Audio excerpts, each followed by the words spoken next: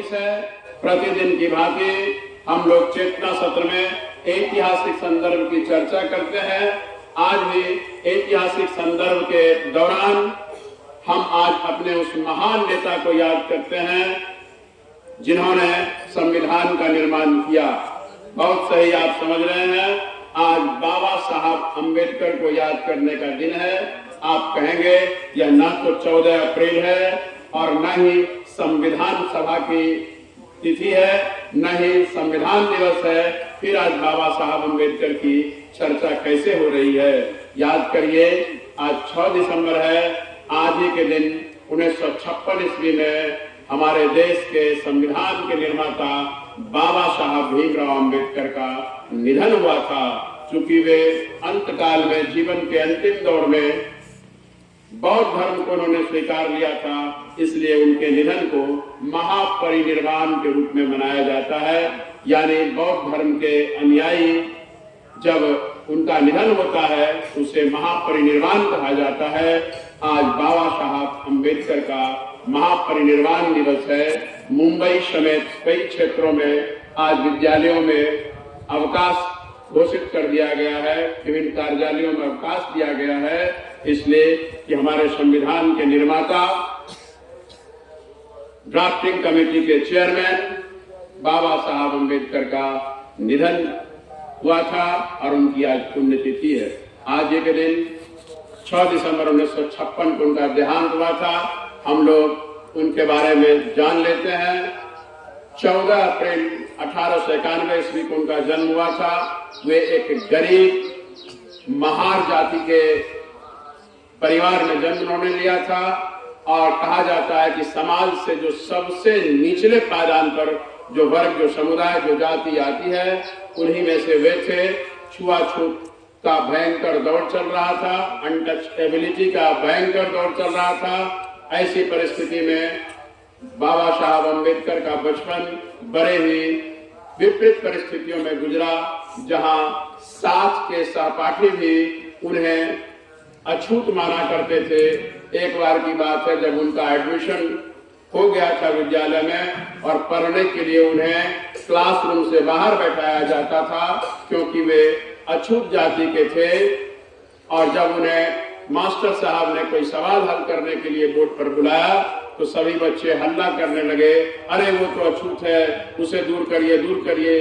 सभी अपने खाने की टिफिन लेकर के बगल हटने लगे कि नहीं नहीं, उससे छूत हो जाएगा, मेरा खाना बेकार हो जाएगा। और तो और स्पर्श तो दूर जाए, उसकी छाया से भी लोग बचते थे।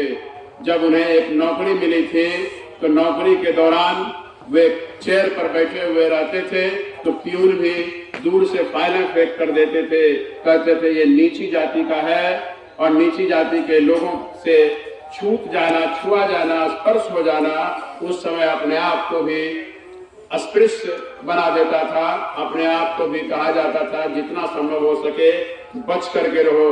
और ऐसी बचपन इस दौर में गुजारने वाले, ऐसी परिस्थितियों में बचपन के दिन गुजारने वाले भीमराव अंबेडकर साहब ने अपनी मेधा से, अपनी प्रतिभा से इतनी ऊंचाई हासिल की जो जन्म जन्मांतर तक काल खंड के किसी भी दौर में समय का काल चक्र भी उन्हें धूमिल नहीं कर पाएगा।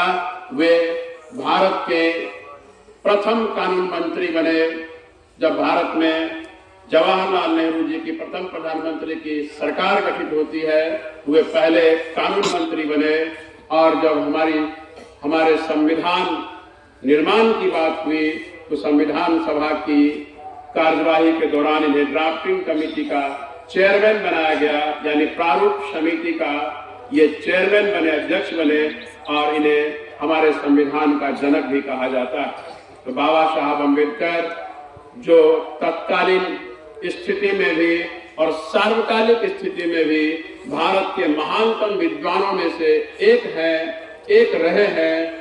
भारत के, स्वतंत्र भारत के पहले कानून मंत्री भी रहे हैं, लॉ मिनिस्टर भी रहे हैं, जिन्होंने बचपन वैसी विद्रुप परिस्थितियों में बिताया था। आज उनकी पुण्यतिथि है।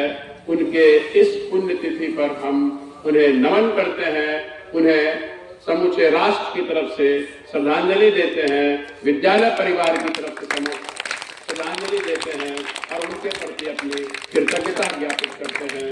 मैं उन्हें श्रद्धांजलि देते हुए खुद भी रोमांचित हो रहा हूँ कि ऐसी शख्सियत जिनके बनाए हुए संविधान, जिनके द्वारा संविधान के शब्दों को रचा गया और उसी संविधान के विभिन्न बिंदुओं प्रावधानों के अंतर्गत समूचा राष्ट्र आज रह रहा है और हंसी खुशी आगे पल्लवित पुष्पित हो रहा है। हम उन्हें नमन करते हैं, उन्हें याद करते हैं। मानव के बीच समता और समरसता को लेकर के ही उन्होंने बौद्ध धर्म अपनाया था। उन्होंने ही उनके ही प्रयास से हिंदू कोड बिल भी लागू किया गया था।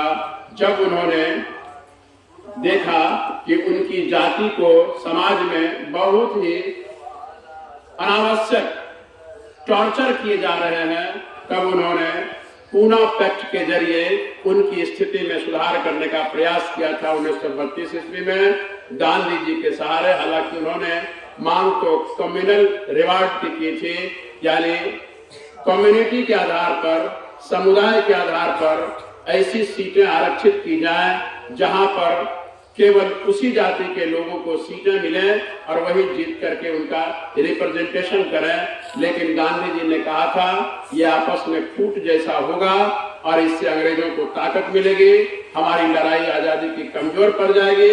इसलिए आप कम्युनल रिवार्ड की बात, अवार्ड की बात छोड़ दें और पूना पैक्ट के जरिए आप रिजर्वेशन की बात कर लें, ये हम मान लेते हैं। और पूना पैक्ट उन्होंने हस्ताक्षर भी किए 1932 ईस्वी में। तो वे महान राष्ट्रवादी तो थे ही, लेकिन अपने वर्ग को लेकर के, अपने वर्ग की समाज में स्थिति को लेकर के बेहद चिंतित थे। इसलिए कल जो मैंने चर्चा की थी नेल्सन मंडेला की, वे गोरे और काले के बीच के विभेद को दूर करने के लिए वैश्विक स्तर पर प्रयास किया था। और आज इस महान हस्ती